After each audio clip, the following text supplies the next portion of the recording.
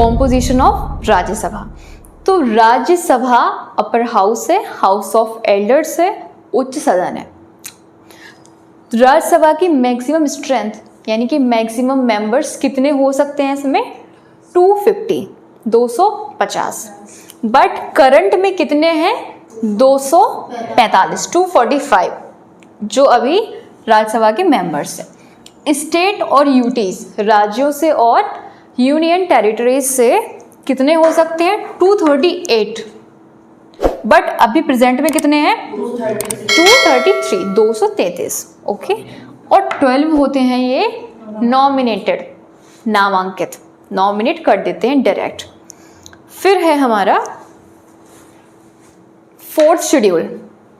Fourth schedule क्या कहता है? Allocation of seats in Rajya Sabha from states and union territories. तो राज्यसभा में सबका रिप्रेजेंटेशन होता है, राज्यों का भी होता है और केंद्र शासित प्रदेशों का भी प्रतिनिधित्व राज्यसभा में होता है। समझ में आया? और आपके 12 मेंबर्स नॉमिनेटेड होते हैं। ओके।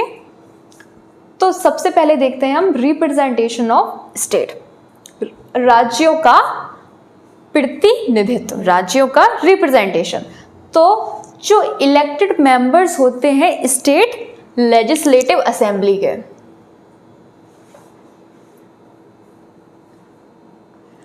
स्टेट लेजिस्लेटिव असेंबली के जो इलेक्टेड मेंबर्स हैं, सारे स्टेट्स की बात कर रही हूं मैं, वो राज्यसभा के मेंबर्स को इलेक्ट करते हैं। वो ऑलरेडी इलेक्टेड हैं, उसके बाद फिर भी वो राज्यसभा के मेंबर्स को इलेक्ट करते हैं। सेकंड पॉइंट है कैसे होता है इलेक्शन? कैसे होता है इलेक्शन? इलेक्शन होता है इनडायरेक्ट, अप्रत्यक्ष रूप से होता है, प्रोपोर्शनल रिप्रेजेंटेशन के थ्रू होता है और सिंगल ट्रांसफरेबल वोट के थ्रू होता है। इलेक्शंस का प्रोसेस आपका सेम यही है, इसी टाइप से इलेक्शन होता है इनडायरेक्ट। तो राज्यसभा का इलेक्शन क्या है? इनडायरेक्ट।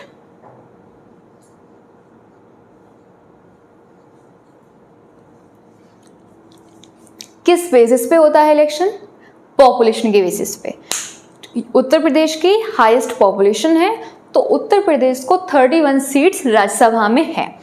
बट त्रिपुरा स्टेट है, उसकी पॉपुलेशन कम है, तो त्रिपुरा की 1 सीट राज्यसभा में है।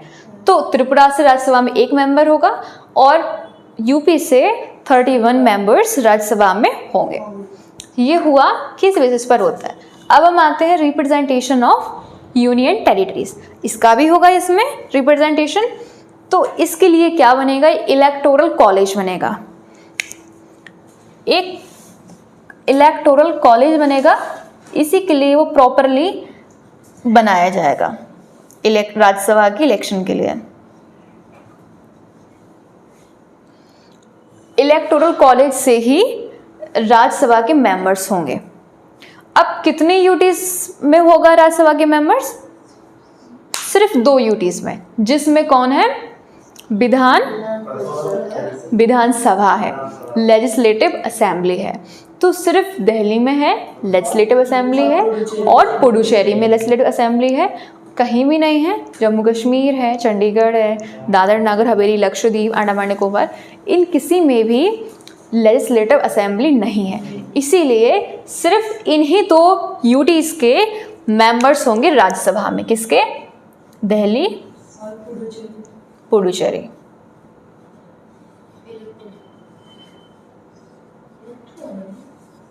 तो एक इलेक्टोरल कॉलेज गठित किया जाएगा, वो भी सिर्फ दिल्ली और पुडुचेरी में 2 यूटीज हैं जिनका रिप्रेजेंटेशन राज्यसभा में होगा। ठीक है, समझ में आया ये आपको? ये हो गया। इलेक्शन कैसे होगा?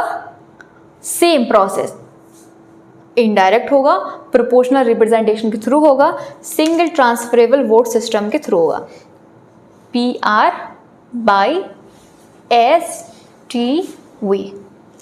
ओके, ये हो गया हमारा रिप्रेजेंटेशन ऑफ यूटीज।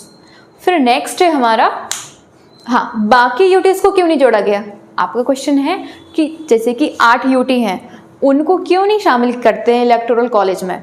क्यों नहीं करते हैं? क्योंकि उनकी जनसंख्या बहुत कम है। जनसंख्या के बेसिस पर ही तो इलेक्शन है, बट जनसंख्या इतनी कम है इसीलिए उनको पार्टिसिपेट नहीं करते हैं। सिर्फ 2 यूटीज़ को पार्टिसिपेट है राज्यसभा के इलेक्शन में। फिर है आपके नॉमिनेटेड मेंबर्स। नॉमिनेटेड मेंबर्स का मतलब हिंदी में क्या बोलते हैं? मनोनयन सदस्य, मनोनीत सदस्य। ये बहुत इंपॉर्टेंट है, ध्यान रखिए, क्वेश्चन आता है कि नॉमिनेटेड मेंबर्स कितने होते हैं राज्यसभा में। दूसरे क्वेश्चन आता है कि कौन कौन से फील्ड से होते हैं। जब बहुत हाई लेवल का होगा तो ये भी आ सकता है कि क्यों नॉमिनेट किए जाते हैं, बट वो सब्जेक्टिव है। तो पहले 2 क्वेश्चन आपके ऑब्जेक्टिव है। तो कितने होते हैं? 12 मेंबर्स नॉमिनेटेड है, ठीक है। और कौन सी फील्ड में होते हैं? जिनके पास स्पेशल नॉलेज होती है, स्पेशल नॉलेज एक्सपर्टीज होती है, जैसे कि literature, art, social service, sport. तो 4 फील्ड से जो इमिनेंट पर्सन है, प्रसिद्ध व्यक्ति हैं, उनको प्रेसिडेंट नॉमिनेट करता है राज्यसभा में। ओके, तो कितने, कौन से फील्ड से होते हैं? स्पेशल नॉलेज है, जिनकी एक्सपर्टीज है। कौन से? लिटरेचर, आर्ट, सोशल साइंस,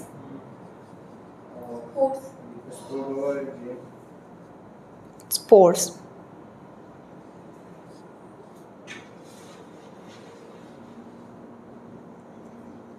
तो इन 4 फील्ड से नॉमिनेट मेंबर्स को किया जाता है। क्यों करते हैं? बहुत ही इमिनेंट पर्सन है, एक्सपर्टीज़ है, स्पेशल नॉलेज है, कंट्रीज़ में, भारत देश में कंट्रीब्यूशन कर सकते हैं उनकी नॉलेज का, इसीलिए उनको इलेक्शन की प्रोसेस से ना जाना पड़े, इलेक्शंस नहीं लड़ना पड़े। विदाउट इलेक्शन के उनको राज्यसभा के मेंबर्स को राज्यसभा का मेंबर बना देते हैं और उसके बाद गवर्नमेंट में उनको मिनिस्टर्स बना देते हैं। जैसे कि आपके स्पोर्ट्स से कौन रहे हैं? जैसे मैरी कॉम रही हैं, या अभी प्रेजेंट की बात करें जो फॉरेन मिनिस्टर हैं, एस जयशंकर, सुब्रमण्यम जयशंकर, ये भी आपके राज्यसभा के मेंबर्स हैं। तो ये क्या थे? ये पहले एम्बेसडर थे, इंडियन फॉरेन सर्विस में थे। तो स्पेशल नॉलेज है, कितने इमिनेंट पर्सन है, तो इनको इलेक्शन की प्रोसेस से गो थ्रू ना करना पड़े, इसीलिए इनको डायरेक्ट नॉमिनेट करती है गवर्नमेंट, क्योंकि उन स्पेशल नॉलेज है उनकी। देखते हैं ना कितने ज़्यादा वो इमिनेंट है, बहुत ज़्यादा इंटेलिजेंट है, ये सब आप लोग देखते हैं। तो इसी टाइप के जो लोग होते हैं उनको सीधा सीधा नॉमिनेट कर देते हैं, मनोनीत कर देते हैं राज्यसभा में। तो 12 सीट्स होती हैं नॉमिनेटेड मेंबर्स के लिए।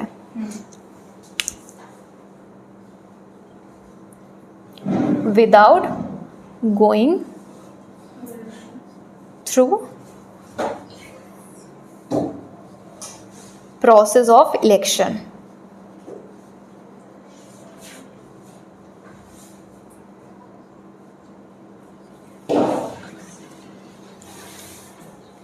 without going through process of election.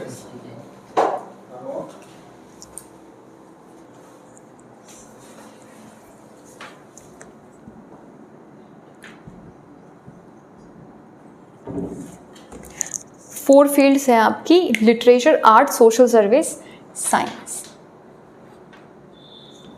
4 field से ही राज्यसभा मेंबर्स नॉमिनेट किया जाता है, ठीक है। ये चीज़ आपको ओके